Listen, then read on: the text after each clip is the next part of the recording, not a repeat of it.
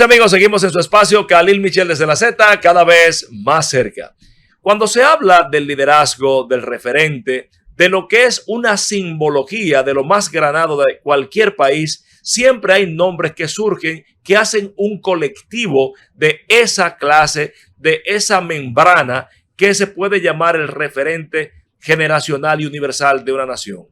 Pero entre esos hay hombres que se escinden y que toman la condición de líderes autonómicos y legítimos de los pueblos que les siguen.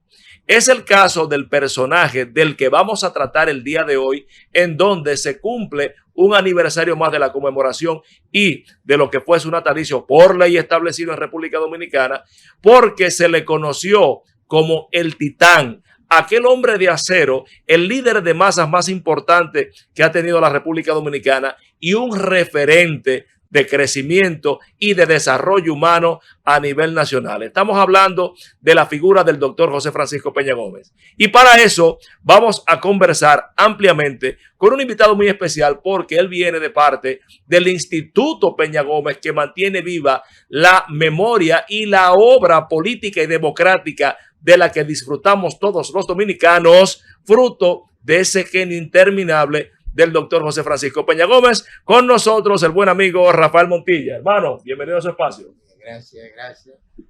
Muy agradecido y honrado, distinguido de estar en tu programa. Y debo decirte, además de la presentación como representante del instituto, que eso bastaría para cualquiera realmente que se sienta peñagomista. Pero yo también fui asistente personal del doctor Peña Gómez durante muchos años. Y después él mismo, en base a una reforma estructural que se hicieron en los años 90 al Partido Revolucionario Dominicano, me designaron secretario ejecutivo de la Comisión Política y del Comité Ejecutivo Nacional. Excelente. De manera que esos son puestos que yo lo llevo con mucho orgullo y como referente político. Mira, yo creo que un día como hoy, comenzar a hablar del doctor Peña Gómez es como decir, felicitar primero a las mujeres en su día. Porque si hay algo por lo cual él se preocupó, realmente fue por las mujeres y los jóvenes.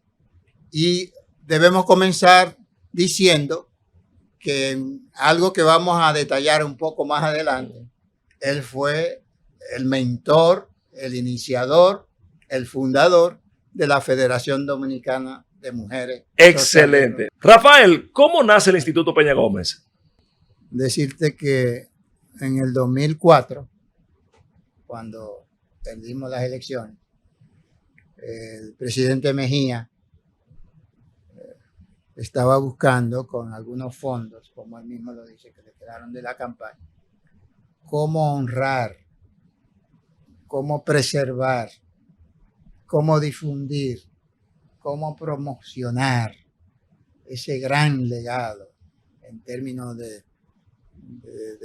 vida, de ejemplo de superación, de dirigente político, de demócrata, solidario, amigo, hermano, padre, ¿cómo mejor?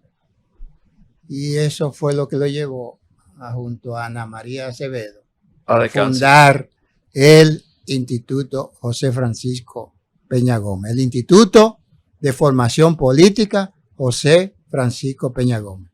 Pero al hablar del instituto, hay que hablar de Darío de Jesús, que había creado una fundación que se llama Escuela de Formación y Capacitación Tecnológica, Doctor José Francisco Peña Gómez. Eso fue en el 2003, antes la incorporación de una ONG era por decreto. Entonces, un decreto del 2003, que fue un decreto de Polito Mejía, crea esa fundación. Entonces el instituto se adhiere a esa personería jurídica y se convierte en lo que nosotros llamamos en los estatutos la unidad ejecutora permanente. Entonces, por eso lo que se conoce es el instituto, Okay. pero para fines legales, toda la documentación legal es la Escuela de Formación y Capacitación Tecnológica, doctor José Francisco Peña Gómez. Nosotros decimos, es cierto que el 6 de marzo hay que celebrar el nacimiento y el 10 de mayo hay que conmemorar su fallecimiento, pero nosotros en el instituto rendimos diariamente tributo, permanentemente tributo al doctor José Francisco Peña Gómez, formando líderes para la democracia, no educando líderes para que ganen elecciones, sino líderes para el fortalecimiento de la democracia. Rafael, ¿cómo nace el liderazgo? ¿Cómo irrumpe en la vida pública? ¿Cómo se inicia esta figura de no solo República Dominicana, sino del espectro internacional que hoy conocemos como José Francisco Peña Gómez? Mira, yo creo que hablar de Peña Gómez es hablar del Partido Revolucionario Dominicano. Porque si bien es cierto que la ley 4623 dice que el día 6 se declara el día en honor a José Francisco Peña Gómez, eso es la letra de la ley. En realidad, el espíritu de la ley es que el día 6 se proclama como el día de rendir tributo al legado del doctor José Francisco Peña Gómez. Y ese legado tiene varias dimensiones. Y una de ellas, yo diría la principal, es haber integrado al Partido Revolucionario Dominicano y lo que eso significó para la historia política, económica y social hasta el día de hoy del pueblo dominicano. Y lo digo porque si yo hubiese tenido la oportunidad de preguntarle al doctor Peña Gómez de qué él quisiera que nosotros habláramos en este programa, seguro que me hubiera dicho, no hable de mí, Montilla, habla del Partido Revolucionario Dominicano. Me encanta lo que dices. Entonces, recontextualizo. Para que las nuevas generaciones tengan idea de lo que estamos hablando, el doctor José Francisco Peña Gómez, erudito, poeta, locutor, un hombre de un liderazgo único, se presenta frente a Ángel Miolán cuando llega ese partido que trae la libertad, fundado en La Habana, Cuba, después de la muerte de Trujillo, aquí en República Dominicana, y le dice a Ángel Miolán, que junto con Nicolás Silva fueron de los que vinieron a traer ese gran PRD, y le dice, yo soy José Francisco Peña Gómez y vengo a ponerme al servicio del PRD. Y ahí dice Miolán que ve ese joven espigado, alto y negro como la noche, y que le impresionó la determinación y el carisma de Peña Gómez, y le dijo, siéntese en ese escritorio y usted va a organizar el primer acto de masas del Partido Revolucionario Dominicano. Eso sucedió, ese meeting, a pesar de que hubo una primera congregación en el Conde 13 el día 7 de julio. Correcto. En realidad, el meeting formal de lanzamiento del PRD se hizo el 16 de julio. Entonces Peña Gómez estuvo desde el día 1 en el PRD. Cuéntenos, PRD. Pero, digamos, para no entrar en demasiados detalles, poco después se fundó el programa Tribuna Democrática y Peña Gómez asumió la dirección de Tribuna Democrática. Entonces, hay que saber... Programa de radio. Programa de radio. Es decir, que en cuestiones de días ya estaba decollando ampliamente ese joven que impresionó, como tú dijiste, a Ángel Miolán y a los demás comisionados que vinieron a fundar el PRD en 1961, el 5 de julio. Continúa integrado de la manera más humilde, y eso se puede sintetizar usando parte del argot de nuestro activismo político. Se montó en la patana, la caravana de la libertad, que fue la que circuló por todo el país creando el Partido Revolucionario Dominicano. Naturalmente, hay que entender que Juan Bosch regresa al país en el mes de octubre. Estamos hablando de julio a octubre, que eso en términos históricos y para la dinámica del proceso significaba Claro, un tiempo bastante fundamental, largo. claro. Pero vienen las elecciones de 1962 en diciembre, 20 de diciembre. Eso es como decir celebrar elecciones en Navidad. Así es. Por eso el eslogan de esos días era Navidad con libertad. O sea, esperando el 24 para realmente estar libre. Y el triunfo del PRD en esos comicios, cualquiera pensaría que Peña está esperando a ver qué cargo le iba a ofrecer el profesor Juan Bosch, porque ya él tenía estatura para merecer cualquier cargo. Y dice Peña, yo no quiero cargo que no emanen de la voluntad popular.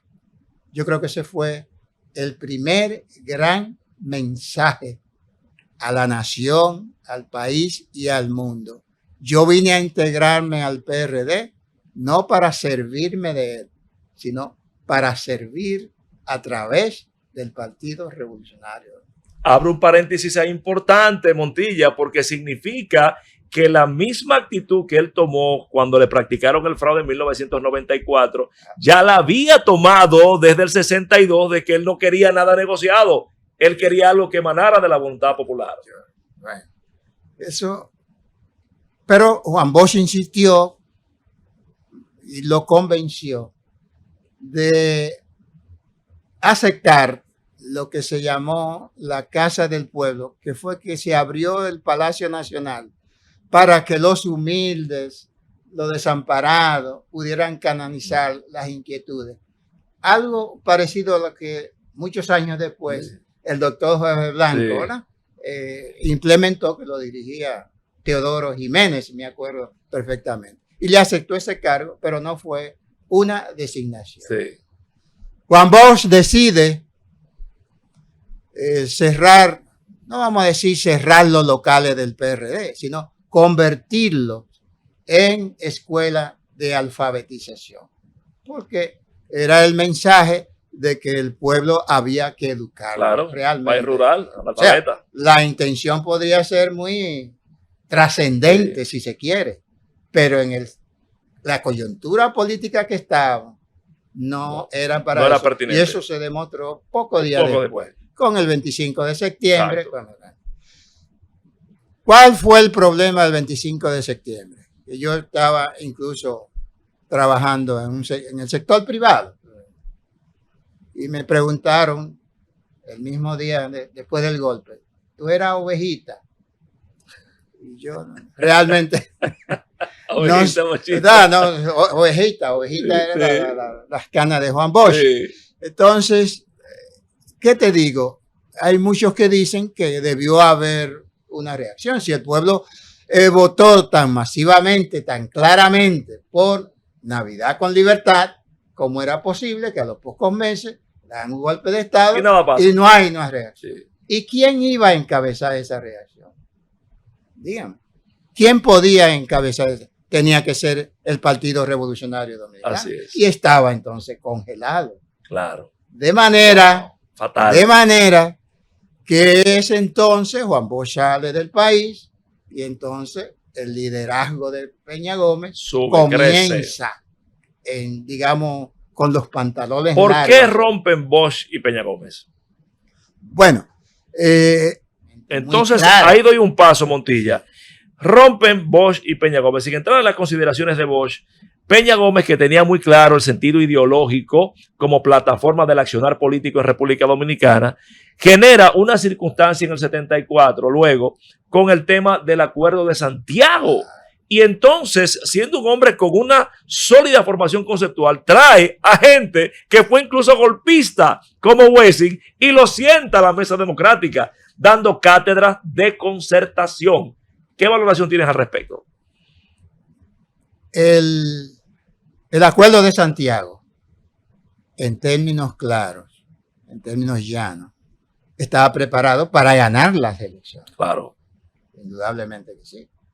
Y el doctor Balaguer lo vio de esa manera y de alguna manera llegó a los extremos como antesala de lo que iba a hacer en el 78, de poner a lo que se dice de los guardias, claro, con el sí, la banda colorado, todo eso. Todas esas cosas. Esa era y la verdad Dominicana. es que yo diría que Peña Gómez, ya con el partido, porque Juan Bosch se había ido al PLD, Sí, pensó como después pensó en el 94, exacto, que fue mandando a la iglesia. Así es. Entonces dijo, bueno, el día antes de las elecciones se retiró el PRD, pero se retira como una retirada táctica en función de una estrategia que ya estaba muy bien definida por él. Una estrategia no solamente del partido, sino de gobierno también, porque él se había ocupado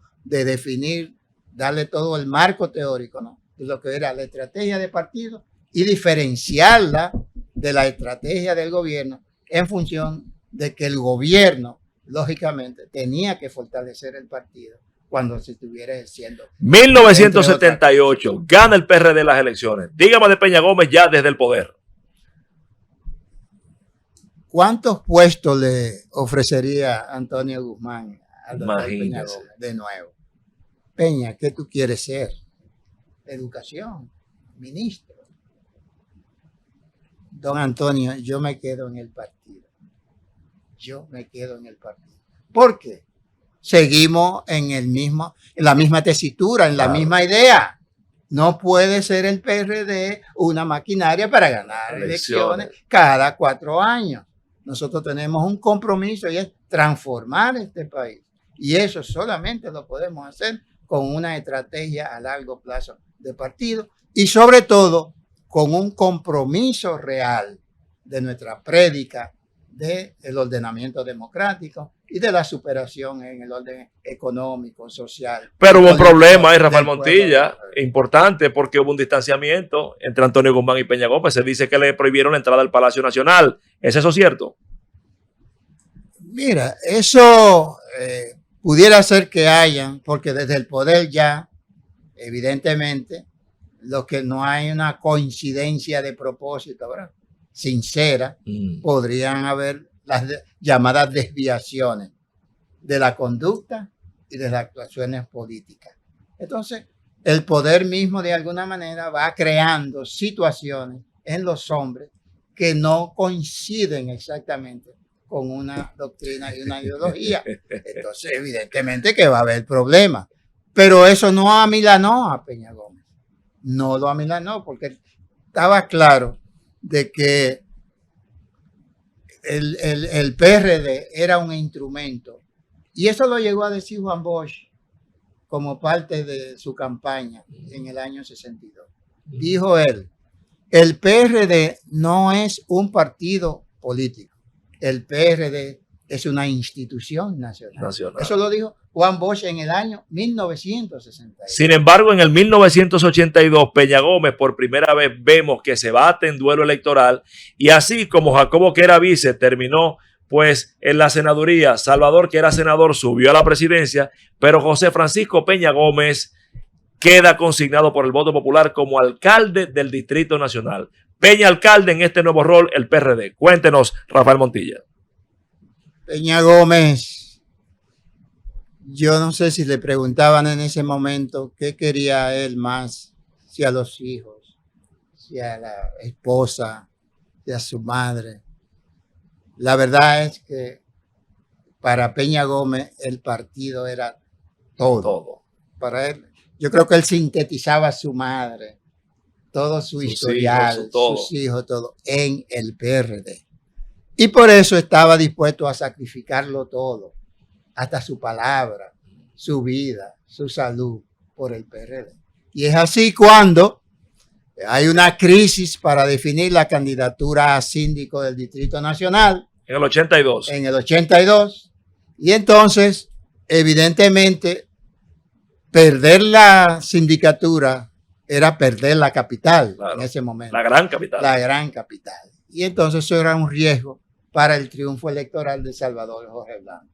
Y él dijo, no, ¿qué dijo? Me proclamo. Se proclamó porque ya tenía la fuerza para hacer eso, la moral para hacer eso. yo me proclamo candidato a síndico por el Distrito Nacional. Naturalmente. Claro. Ganó el distrito y hizo la mejor sindicatura que se ha podido reconocer hasta el momento, esperando, lógicamente, esta histórica que está haciendo. Se perdieron las elecciones del 86. ¿Cómo queda ese PRD ya en oposición, perseguido por un Balaguer inclemente? Hábleme de ese Peña Gómez otra vez en oposición con el viejo caudillo al frente de la nación. Peña Gómez, en el discurso del 84, trazó la ruta, una ruta con mucha decisión y sobre todo con el apoyo mayoritario de la base del PRD. Entonces, ¿qué hizo él? Que lanzó un programa de reforma y modernización del PRD en camino hacia las elecciones de 1990.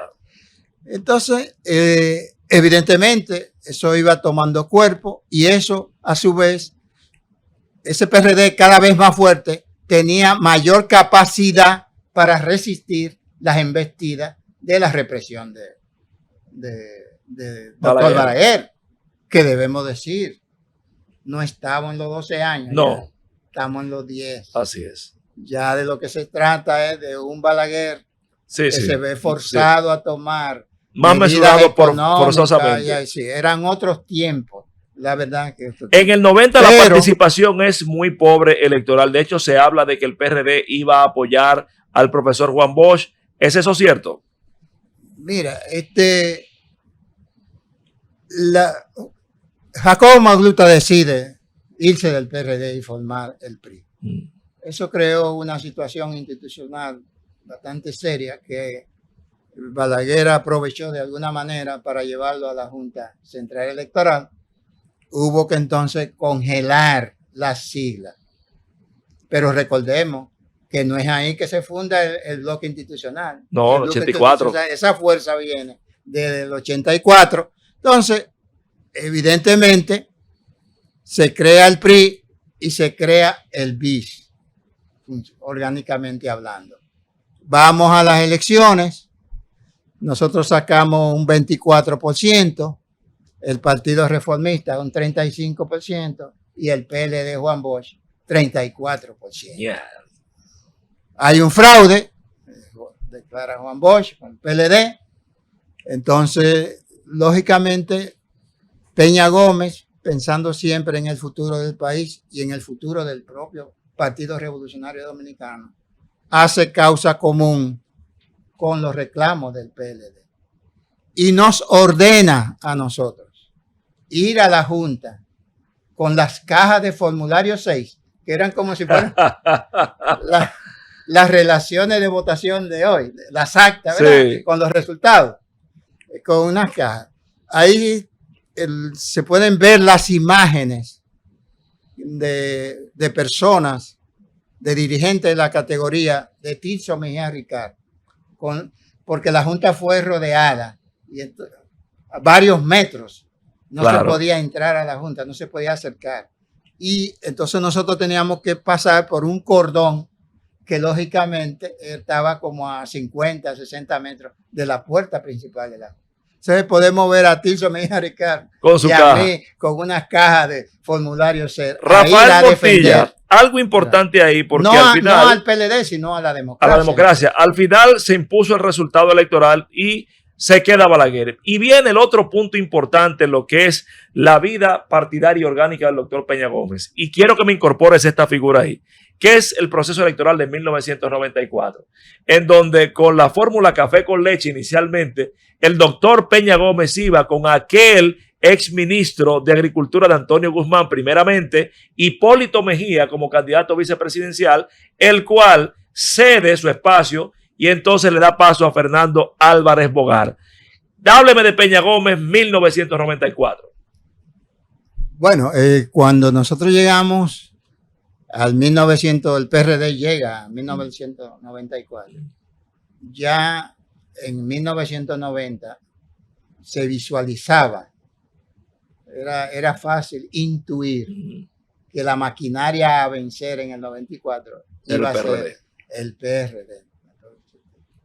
Entonces, con ese proceso de reforma que incluyó reforma de los estatutos, declaración de principios, estrategia de partido, estrategia de gobierno, redefinición de los frentes de masas, hoy frentes sectoriales, la creación de FEDOMUSDE y una herramienta de trabajo que yo la considero que fue fundamental para el trabajo y el activismo político en todo el sentido de la palabra, y sobre todo para la planificación de los programas de gobierno y demás, que fue la planificación estratégica situacional.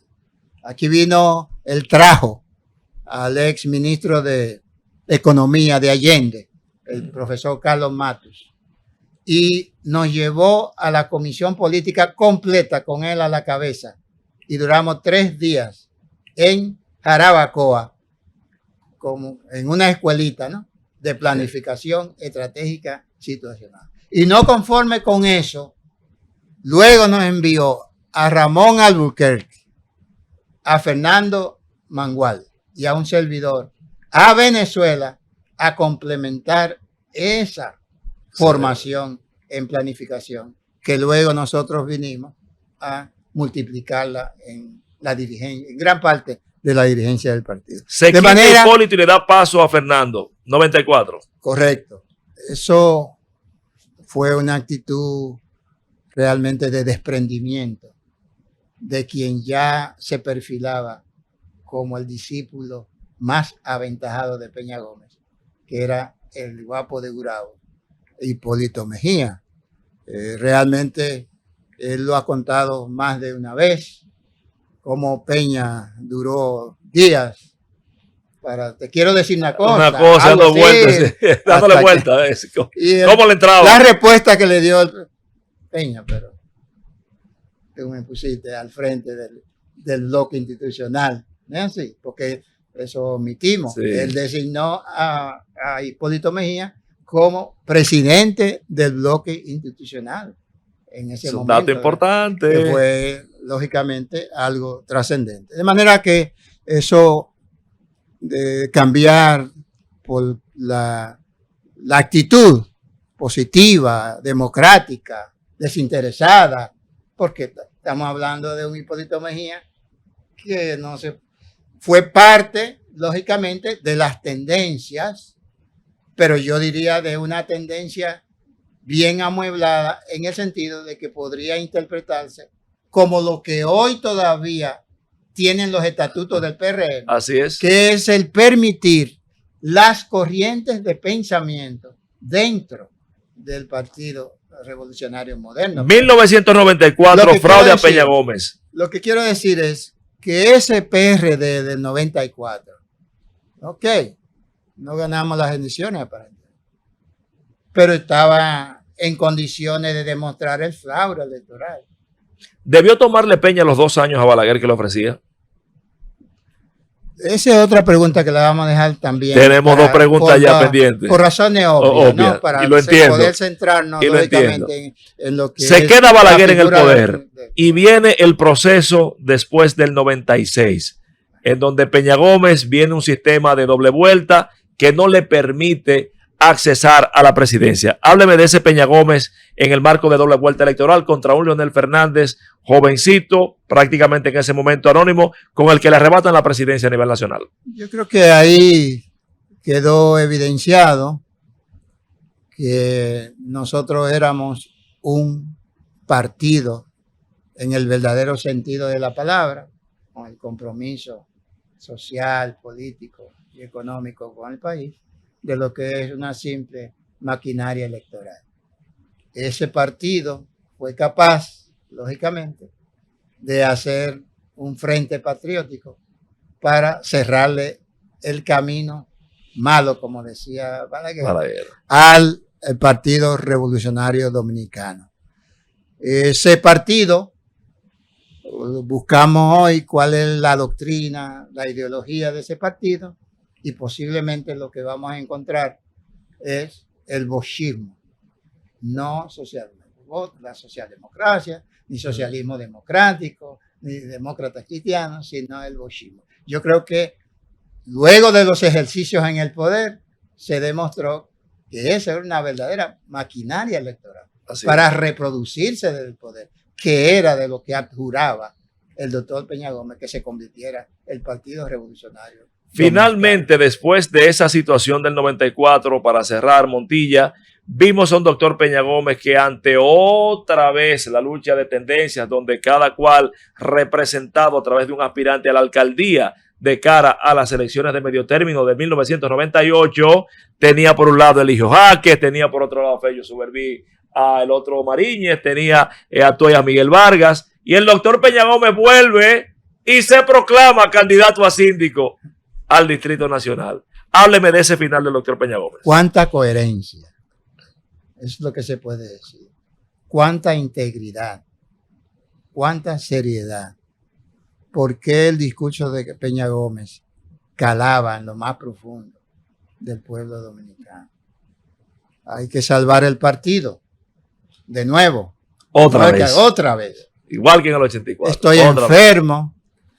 Realmente tengo mis días contados. Pero yo me voy a sacrificar. Y voy a morir por esa causa. Yo creo que ese es el mejor ejemplo. Wow, hasta me erizo. El Partido Revolucionario Dominicano para él. Porque él lo sabía que estaba enfermo. ¿Cómo no lo va a saber? Claro. Todos sabíamos que estaba enfermo. Y que era un cáncer terminal. Y él lo asumió. Entonces, ya sabes, es una historia mucho más reciente. Pero hay algo que yo creo que hay que destacar. El PRD en ausencia física de Peña Gómez. ¿Hasta cuándo dura? Vamos a ver hasta cuándo dura el influjo de ese Peña Gómez, que de hecho es lo que estamos celebrando. Así es. Ese legado. Vienen las elecciones del 98, arrasamos. 25 senadores. Viene las elecciones del 2000 con su discípulo más aventajado. Ya sabemos el triunfo de Hipólito Mejía en el año 2000. ¿Qué hizo Hipólito Mejía cuando asume la presidencia de la República? Que se comprometió con Peña, me imagino, una de esos momentos, ¿verdad?, íntimos entre ellos, a cumplirle con promesas específicas, sobre todo a proteger a su gente que le habían sido fieles, le habían ayudado a llegar hasta eso. Y en los primeros decretos, incluyendo el mío, estaba yo ahí, y todos los peñagomistas, ¿verdad?, que podían decirse que no pertenecían al PPH, no eran activistas del PPH. Eso fue lo primero que nombró el presidente Hipólito Mejía, y le ofreció cargo a todos los dirigentes. A mí me consta, lógicamente ya era un testigo, ¿verdad?, de primera línea. Le ofreció algo a todos los dirigentes del PRD, a todos los niveles. ¿Qué sucedía? ¿Por qué algunos quedaron disgustados? Claro, si yo estimo que a mí debieron ofrecerme tal cosa. Me parecieron otras. Como yo estoy repartiendo, y así mismo fue, se sentó en una oficina, evidentemente a recibir a todos los dirigentes. Y digo, no estamos hablando ni siquiera de los acuerdos a nivel presidencial. No, básico. Milagro, Fello, el presidente del partido. Estamos hablando de otros niveles. Estoy repartiendo, lógicamente, el poder para que todos nos sintamos en el poder. Le he ofrecido a Khalil, le ofrecí la dirección de INAPA. No me la aceptó, lo que sea. Y detrás de él vino otro compañero que la aceptó A los 3 días tú volvías, que sí. Que sí, la iba a ya la aceptar, comprometí. Ya lo tienes, pero te tengo esto. Y así, Y lógicamente. es la dinámica normal. No es dinámica. Entonces, hermano querido, gracias por haber participado con nosotros. Y finalmente, a esa población que te ve y te escucha por la Z101, si el doctor Peña Gómez pudiera hablar a través de ti, tú que fuiste su asistente, ¿qué crees que en pocas palabras le diría a las nuevas generaciones para defender su amada República Dominicana? Sin tratar de ser estrictamente partidario, nosotros pertenecemos a un partido. Y nosotros pertenecemos al partido que nosotros entendemos que mejor representa el ideario, la vida y el legado del doctor José Francisco Peña Gómez, que es el Partido Revolucionario Moderno, liderado en términos de gestión de gobierno por el presidente Luis Abinader, que mejores muestras de que de alguna manera prioriza los problemas de la gente no puede dar. Y lógicamente lo que representa en este momento también el expresidente Hipólito Mejía en términos de liderazgo del Partido Revolucionario Moderno. Entonces, ¿qué yo le diría al pueblo y hablándole con la sinceridad con que hablaba Peña Gómez? Tracémonos